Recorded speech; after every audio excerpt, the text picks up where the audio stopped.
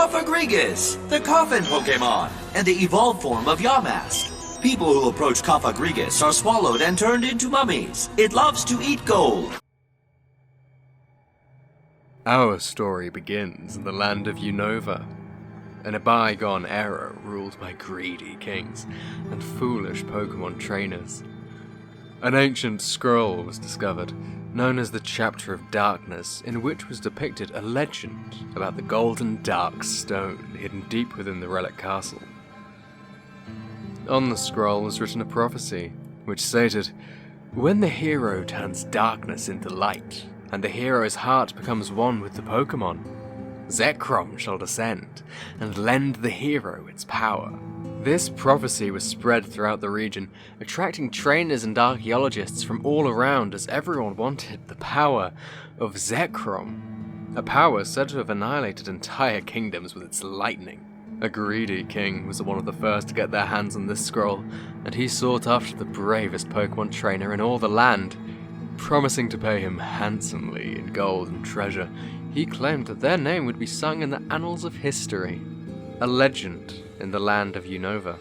However, unknown to him, his name would become a legend, but it would become one through tragedy. The trainer confidently took his 6 Pokemon and headed towards the ruins. As he passed the stone Darmanitan at the entrance and stepped foot inside, a cold shiver ran down his spine. The hairs on his neck stood up on end.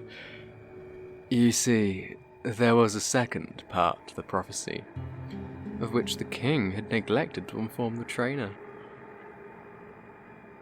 Those who let darkness consume their heart will suffer a fate worse than even death itself. The ruin, as old as it was, contained several traps to prevent those from entering its inner sanctums. And yet, being an athlete and an avid traveller, the trainer effortlessly avoided each one with the aid of their Pokemon. They soon entered the inner depths, confident that the threat had subsided, only to be met by a dimly lit room full of golden objects crudely twisted into golden nuggets.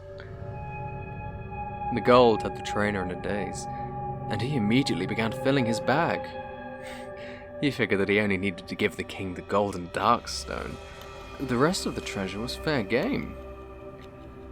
So overcome by his greed, he hadn't noticed the once lively room filled with his excited Pokemon had turned quiet and still, for he was the only living presence that remained.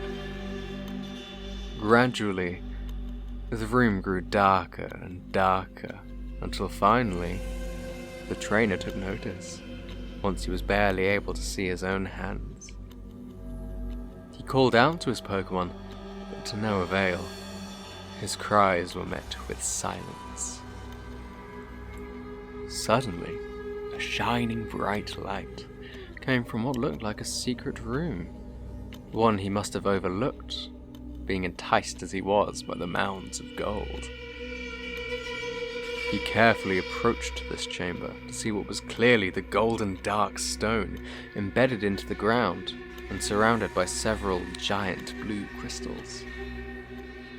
And yet something didn't feel right. Underneath a pillar sat 6 abnormal shapes, wrapped tightly with bandages, lifeless and still. The trainer suddenly felt ill, sick to his stomach as a grim thought occurred to him. He once again called for his Pokemon, this time with a bit of urgency.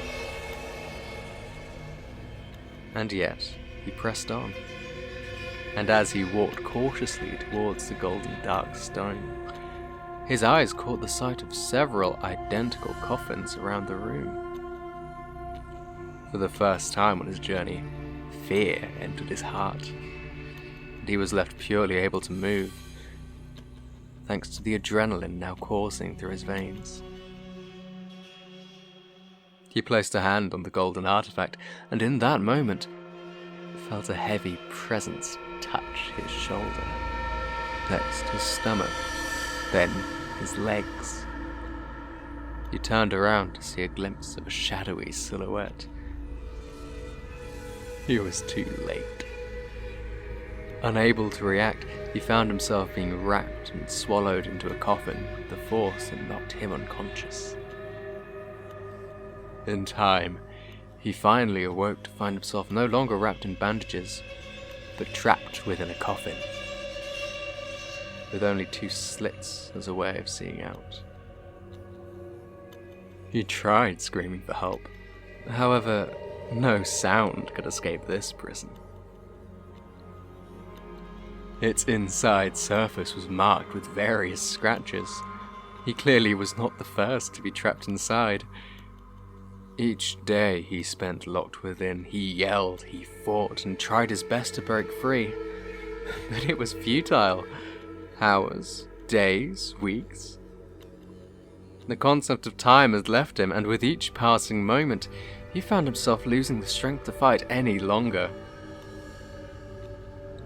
That was exactly what this creature was waiting for. And so, the mummification process begins. Once again, he found his body encircled.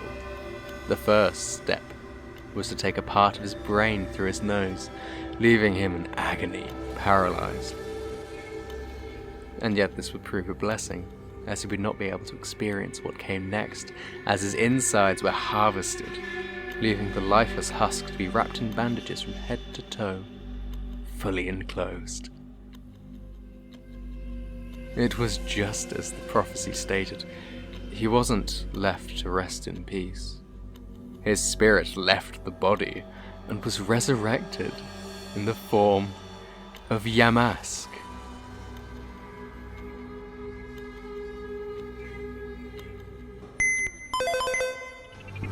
Yamask, the spirit Pokemon. Yamask is a ghost-type Pokemon that wanders the ruins of ancient civilizations.